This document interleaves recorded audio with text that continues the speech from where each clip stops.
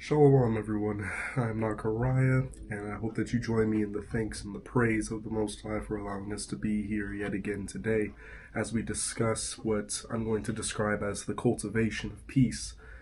We're going to be talking about choice first, as choice is a very big and important, paramount thing to grasp. It's a very, very powerful choice, and the question is, how are you using it? And likely the way that you're using it is a big portion of who your character is to you and the persons who are observing you around you, and etc. So we have a lot to cover, so we're going to get right on into it. We actually have a lot of scriptures to unpack in the biblical anthology, and I am excited to do so. So, one thing that I want us to all take away from this lecture, if anything at all, is you can always choose peace of mind over everything. It's a very difficult thing to do. Very, very difficult. But it can be done. And I don't think enough people understand that you can choose to have peace. I think people elucidate within their minds that peace is some abstract piece of divine material that can be bestowed upon them in the times of worship and the scenery of environment. And it's like, they're only partly right, but the more powerful versions of peace is the one that is chosen to take heed to, and that exudes patience and wisdom. Right?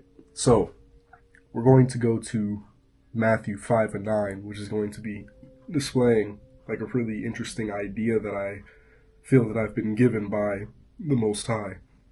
So, going right into it, we have Matthew chapter 5 and verse 9. I'm going to be going really, really fast throughout this lesson, so if you are following along, feel free to pause the video. But it says, "Blessed are the peacemakers, for they shall be called the children of the Most High." And then it says, "Blessed are they which are persecuted for righteousness' sake, for theirs is the kingdom of heaven." So it's interesting there. It says, we're going to go straight into verse 10 for a minute. It says, "Blessed are they that are persecuted for the righteousness' sake." And I would argue there, as that is right after verse 9, that the ones who are persecuted for righteousness' sake are the peacemakers. And it seems to match psychologically. Usually peacemakers are caught in the middle of two conflicting ideas from the mouthpieces of two different entities or persons, and so you get caught up in that kerfuffle, if you will, to try to see if you can make some sense of what it is that this person is saying, what it is that this person is saying. And it takes a lot of judgment to do that, accurate judgment. Blessed are the peacemakers. For what? For they shall be called the children of the Most High.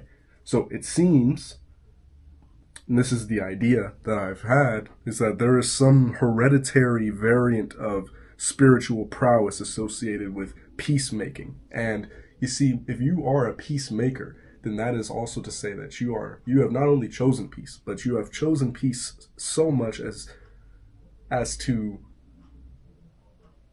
find utility in the skill set of dishing out peace to other persons, which is one of the tenets of love, right? In my pursuit of wisdom throughout the biblical anthology, it's been obvious to me that the Most High doesn't want you only to be wise just for the sake of yourself, which of course there's utility to yourself to gain wisdom, but there's massive benefit and how would you say,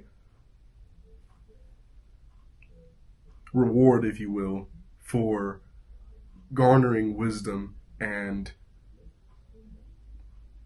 grabbing the meaning and the application of it so well to where you are able to teach it to others, so you and others and the people you have taught have better relationships in general and with the Most High. Because it's obvious to me now that the Most High will not be friends with the fool. All of the persons who the Most High has decided to have a friendship with have displayed some attributes of wisdom. You need to have some sort of wisdom to even be considered as a friend to the Most High, because the fear of the Most High is the beginning of wisdom. And so what that's doing is, when you are teaching others the wise ways of yore, according to the biblical anthology, then you are effectively teaching them how to speak the Most High's love language, in a sense, to where he can accept their offering, if you will, in friendship. That's very, very important. That is the sharing of the Gospels and the law and the prophets. Very, very important. So that's Matthew 5. So peace seems to be hereditary spiritually from the Most High. The peacemakers will be called the children of the Most High. That's very, very important. So now we're going to big hop, to Psalms 34 and 14. It says, "Depart from evil and do good. Seek peace and pursue it." So, you see, it says, depart from evil and do good. My father and I, we were reading the book of Sirach this Shabbat, and Joshua, I call him Joshua, but it's documented as Jesus, one of the writers of the book of Ecclesiasticus. He wrote this brilliant correlation between the persons in the days of yore, when the sacrificial law was still in place, and the concept of lambs and offerings, etc., to the Most High. He was writing about the persons who were wicked in heart, but were grafting a multitude of sacrifices and contributing them to the Most High, only to return to their own sin. And then he basically gave, a couple of verses down, the contemporary spin-off of that verse by saying, the person who fasts for the sins that they've committed, what good is their humility and fasting once they go back to their sin? It's all for naught. And then he suggests, who will hear his prayer, right? So there's massive utility in departing from evil and doing good, because doing good, it's a very big decision, right? It's a choice to choose benevolence over malevolence. And I'm going to talk about this at length in a future video, but there are a lot of reasons as to why good is more powerful than evil. But one of the big ones, or I think the biggest one, that has this all-inclusive nature of why good is more powerful than evil and why good always wins, is because it's very challenging to be good. It's a difficult and daunting task to be good all of the time, right? And so it doesn't really take that much to be evil or to do evil things. And if you are grounded in the biblical literature, then you know that inherently, because you also believe in the carnal nature of the flesh.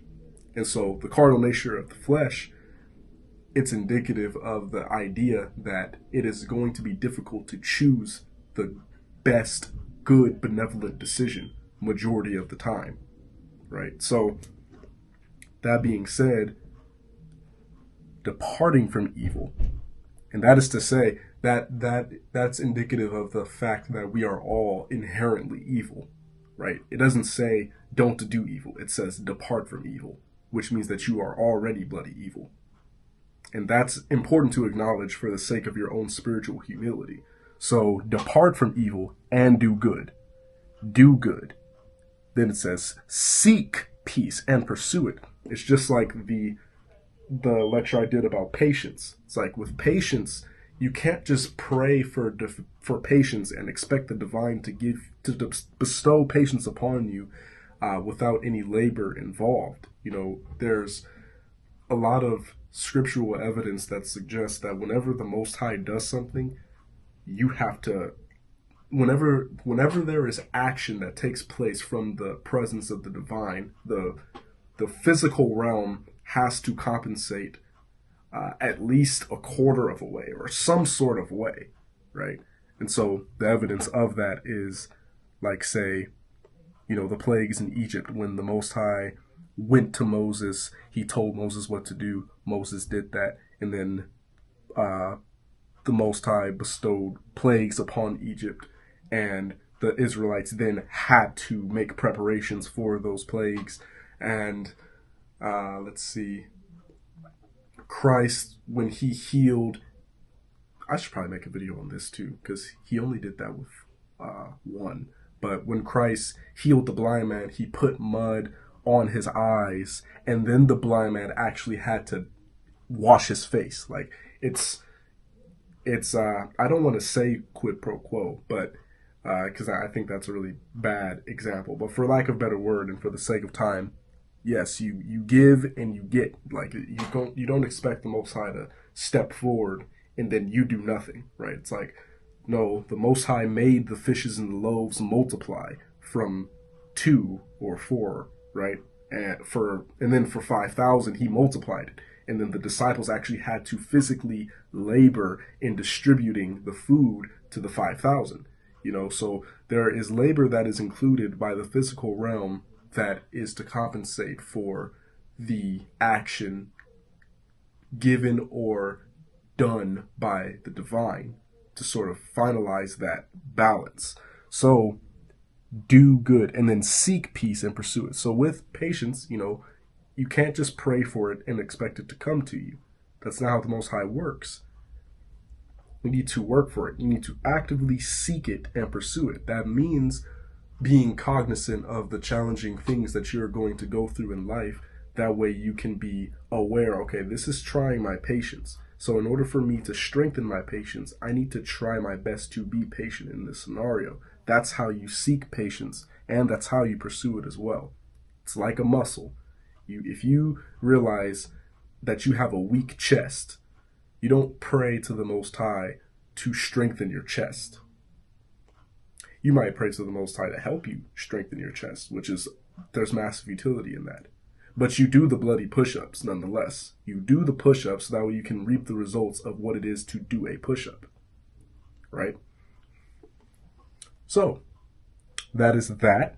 We're going to go from that scripture now to the book of Proverbs, arguably my favorite book in the whole corpus.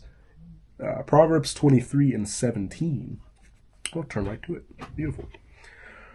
Proverbs 23 and 17 says, "Let not thine heart envy sinners, but be thou in the fear of the Most High all the day long." And I think this is very important because the underlining message of this verse is focus, in my opinion. If we read it one more time, "Let not thine heart or thy mind envy sinners." And envy is a very nasty thing because you can envy pretty much anything or everyone, because if you look deep enough at someone's life, which you shouldn't be doing, by the way, then you'll find there's a good chance that you'll find something that you can be envious about. It's pretty sticky, envious or envy. Let not thine heart be envy, or let not thy heart envy sinners.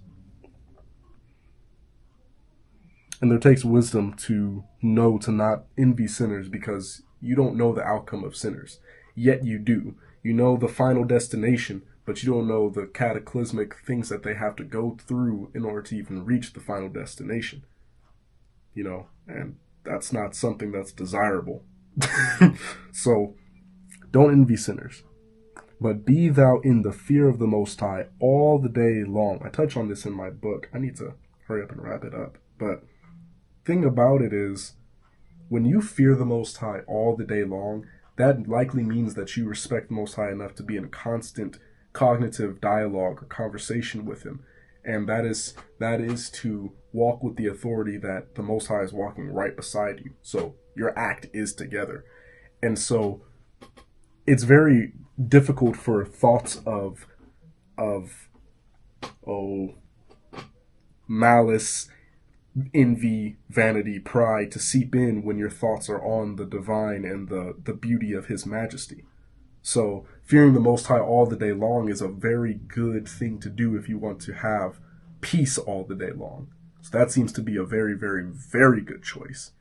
Correcting your mind, be introspective of the thoughts that are both good and evil. Check the source, which is to say, okay, this thought obviously didn't come from my father. It must have come from the king of darkness, which is all malevolence. I bring that into the captivity of Christ, and what Christ says is to expel of it because there is no use of it if you are truly seeking and pursuing peace.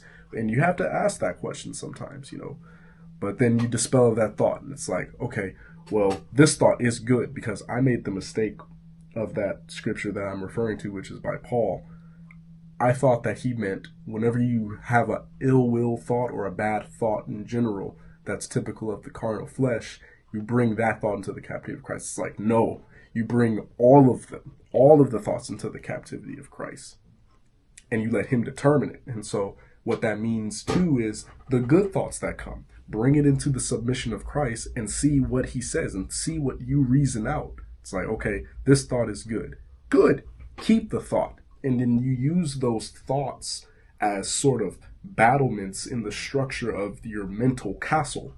And once you've done that, wisdom, knowledge, understanding, and especially the Most High does a pretty bloody good job at defending it from hateful, malicious, malignant content. So it's about focus, but be thou in the fear of the Most High all the day long.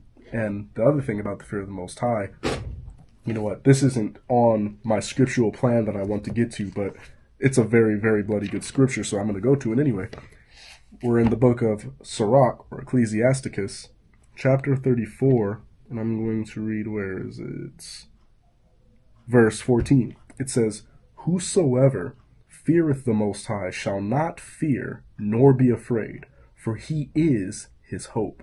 And the beautiful thing about that scripture is it gives you a really good understanding of what it is to fear the Most High and what that looks like. So what that means is if you are afraid or if you're fearful of something, that means one of two things or both, which is you either don't fear the Most High or you don't fear the Most High enough. Both are fine, you can fear and then pray and then get your act together and then you'll be right back on the path. But say, I'll just use the examples that I'm privy to. Say that, you're confronted with something that is unholy, like you come across some sort of like altar or you're involved with some person that is involved with witchcraft, let's say, and that might be a disturbing sight to you, or you might to make it more palatable, you might be involved with someone and you learn something about them that gives you an eerie feeling, etc. And that might make you fearful, but then you might realize, like, you know what? The Most High is in control, and nothing that isn't of him can be harmful to me because I'm his child. That's the optimal fear basis that you might orient yourself with spiritually. And once you've done that, it's very difficult to be fearful of things. It can be challenging at times, but that's the point of being human, right? So, whoso feareth the Most High shall not fear nor be afraid, for he, meaning the Most High, is his hope. So focusing, right? Because the fear of the Most High is the beginning of wisdom. And so what that means is being fearful is not the traits of someone who is wise. That's a very important thing to grasp as well. I'm going to talk about fear as a concept more at length in a different segment, but more on that. Now, we're going to be going back on track to Romans chapter 12 and verse 18. I'm going to try to... 19 minutes. We're not doing too bad right now. Good. Okay, Romans chapter 12 and verse... Ooh, that's not 12. And verse 18. I'm going to read 17 as well. "Recompense to no man evil for evil." Right, so that is a part of the wisdom in Christ's teachings, particularly on the Sermon of the Mount, where, there's a lot of wisdom in the, the turn the other cheek. I can make a whole video about that.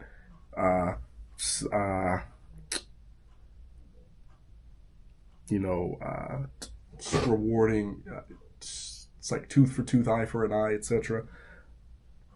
So recompense to no man evil for evil. But there's a purpose behind it. It says, provide things honest in the sight of all men. And I think that this is basically a precept to what it is to depart from evil and to do good, because it's a part of our how would you say, our psychological wiring to you hit me, I hit you back, right? And that is not to say literal. Please, anyone who watches my channel, if somebody punches you in the face, punch them in the face, right? That's not what I'm saying. But if we think about the spiritual implications of what it is to, reward evil for evil, then that's probably not something that you would want to do. That's not something that a wise man might do. And obviously there's heavily based nuance from scenario to scenario, but typically it's not really a good thing. Get counsel, get prayer, right?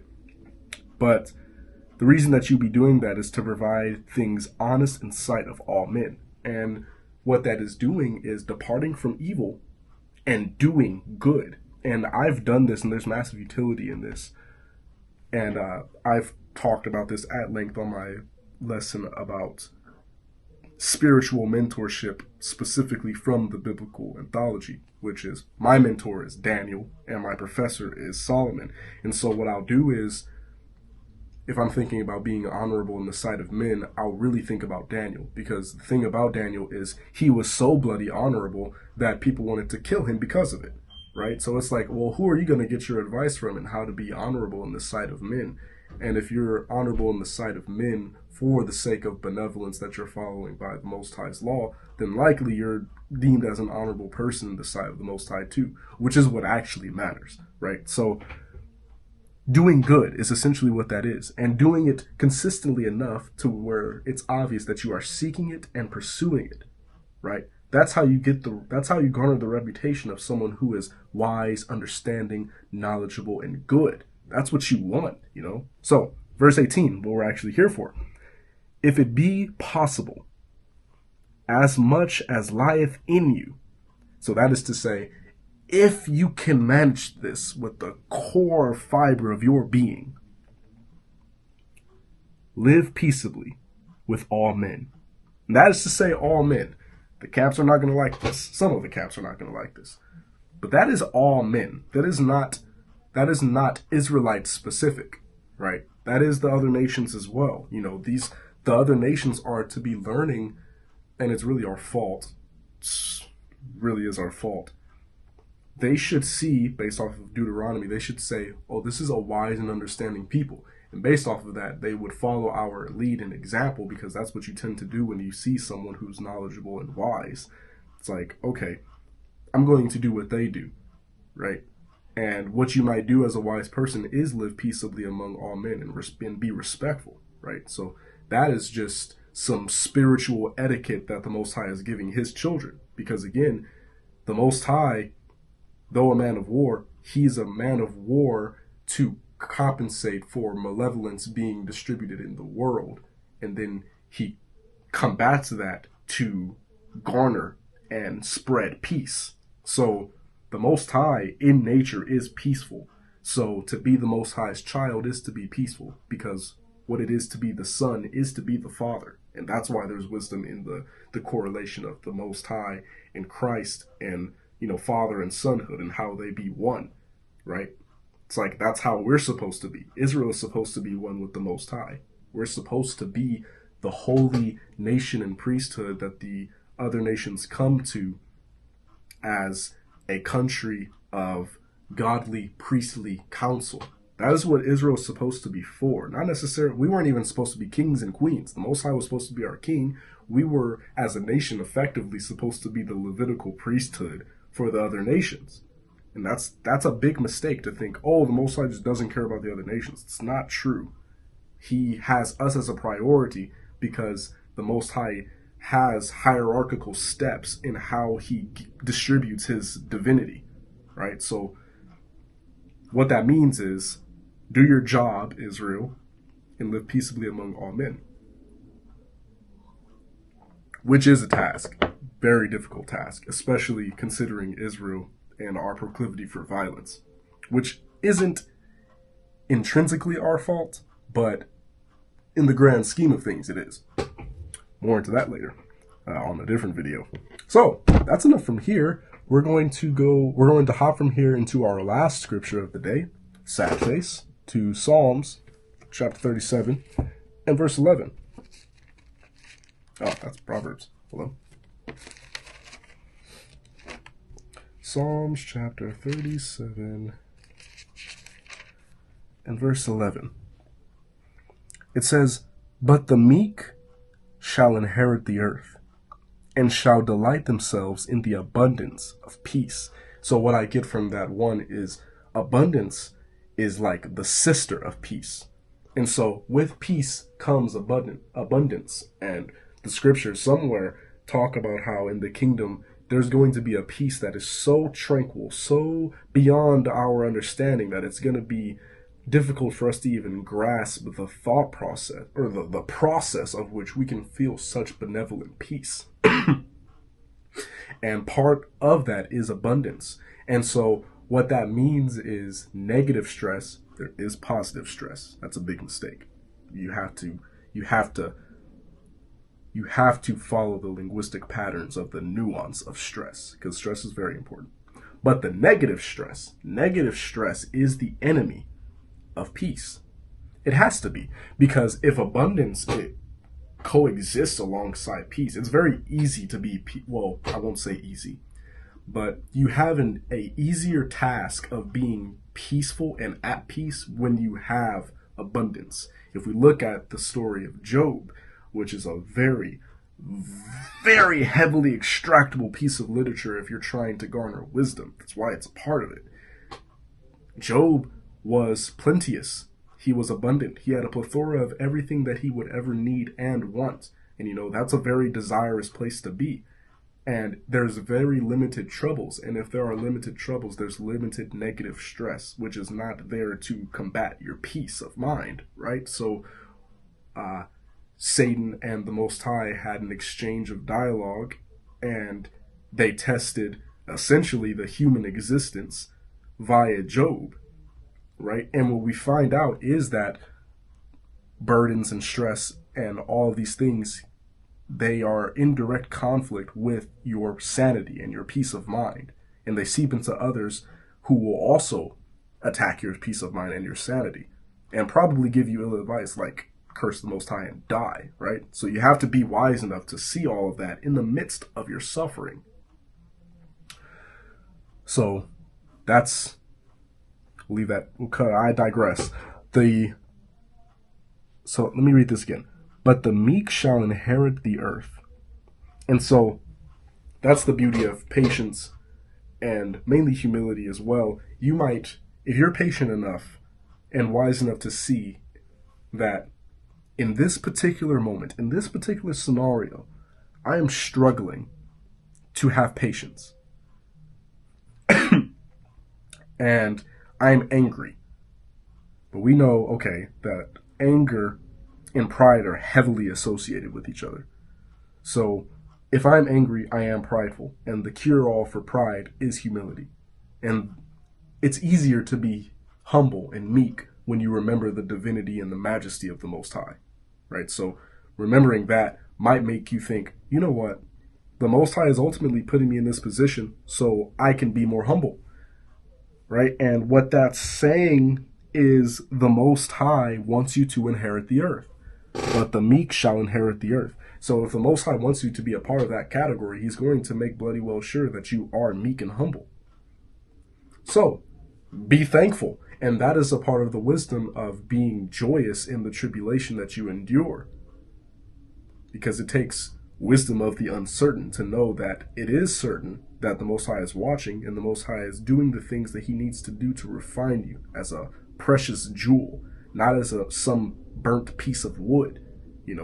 That's the whole point of the wheat and the tare, or the wheat and the chaff, right? It's like he is distributing and determining whether you have the strength it takes to endure the tribulations of life, and if you are a worthy jewel to be put in his precious palace, right? Or if you're a piece of coal, which has no value to anyone, arguably. So make your choice. But the meek shall inherit the earth, and shall delight themselves in the abundance of peace. And that's two things, right? So that's one, the eternal reward of, the kingdom for those who are strong enough and wise enough to make it.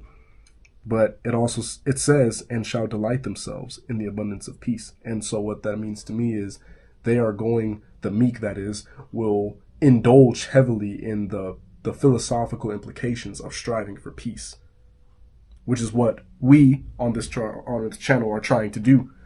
It's definitely what I'm trying to do. So I recommend that if you're not doing that at the moment, follow my lead. So that's all the scriptures for today.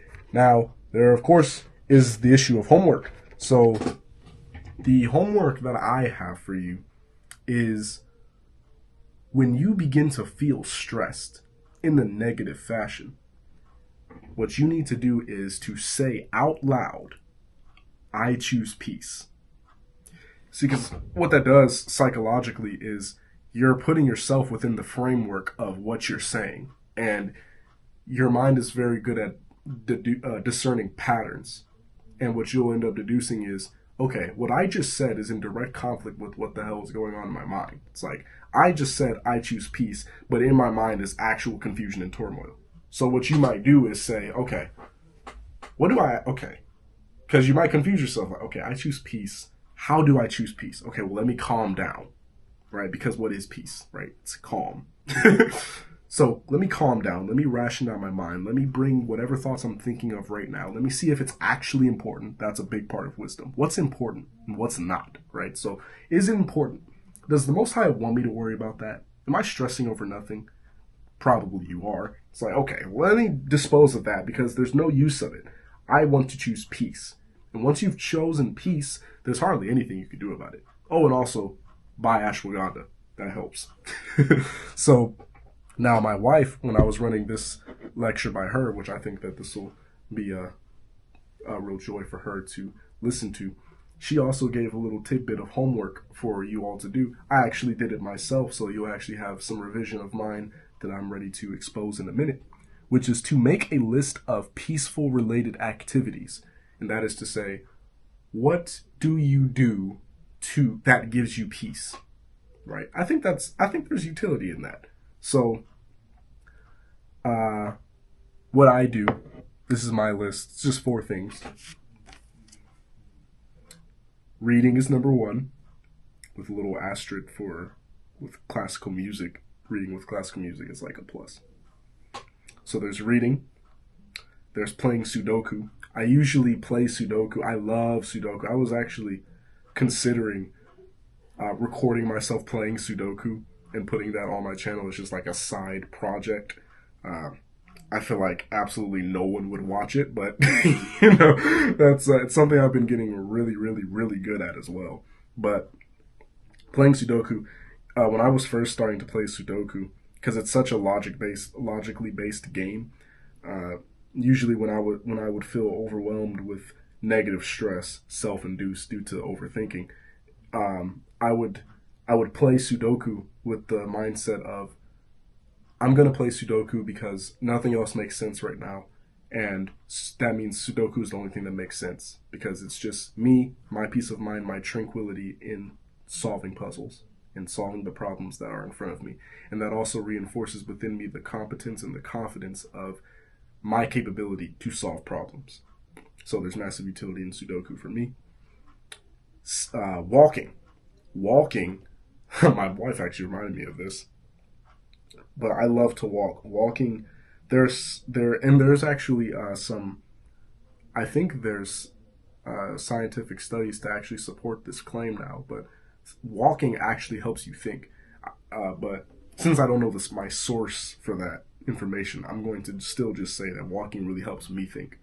Walking, I feel like what I'm doing when I'm walking is I am burning the toxins in my mind. That's what I feel like I'm doing. I think that's the best way to describe it. So I'm getting all the toxicity out of my mind and I'm allowing my brain to heal itself, which allows me to think properly. That's the best I can do. And I'm sure it's obvious to you how that can lead to peaceful thoughts, right? Sitting in silence. This tends to be my favorite. I can't really do that anymore, but there's utility in purposefully sitting in silence and doing nothing, because especially now that I've cured myself from overthinking, which is a very miserable experience, there's it's a good feeling to just know it's a good feeling to be comfortable enough with yourself to where you can simply be still and enjoy your own company. Think about things that are worth meaning, like the Most High, His Majesty, His laws, His wisdom, His divinity, His majesty, your family, how they're still alive. How will you feel when they're gone, right? That gives you really good perspective, because, oh, that's a lot to go into.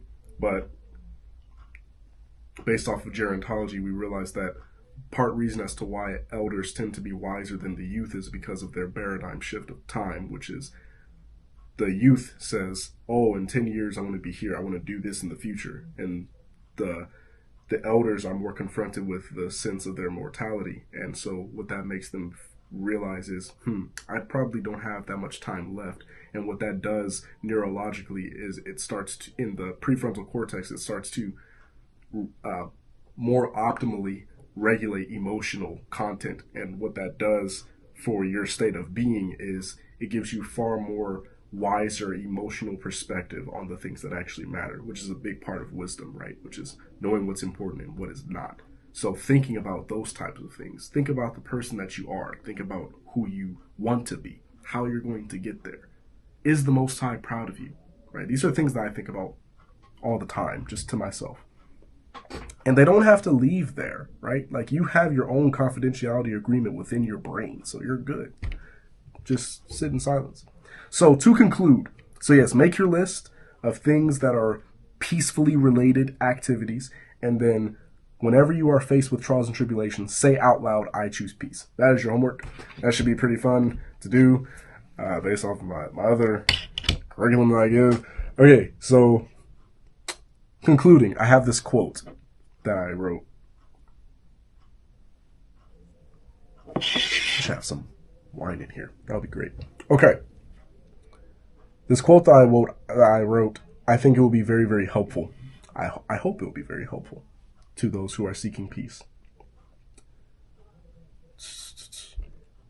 If your default emotion is happiness, you will do foolish things. If your emotional default is sadness, you will do things that are void of meaning.